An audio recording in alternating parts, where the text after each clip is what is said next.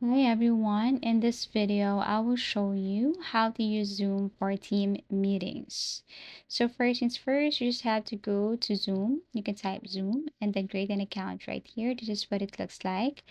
Tap on this link, it will take you to their page and all you need to do is to create an account. You can log in if you have an account. If you don't have, then you need to sign up.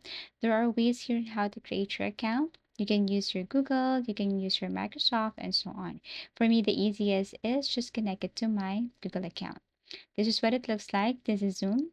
These are the features on the left side. But since we will be creating a Zoom meeting, so what we're going to do is just tap on this schedule a meeting button right here. Tap this one.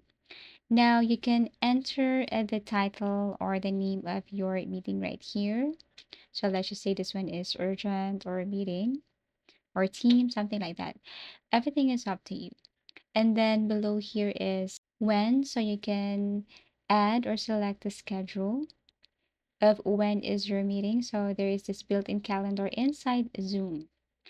After that, you have to go on with the duration. So for the free version of Zoom, you only have 40 minutes. If you want to increase the time, then you need to upgrade your plan. So let's just say the duration is just for 30 minutes. Here, you can invite your teammates by just adding their email address. So you can just basically add their email address right here. They will be notified with the upcoming meeting via Zoom.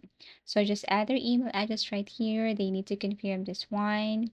And then once added, then you can generate a link or you can use the personal ID right here. Now below, you can change settings here and then select passcode so that only the invitees are allowed to enter in the meeting room.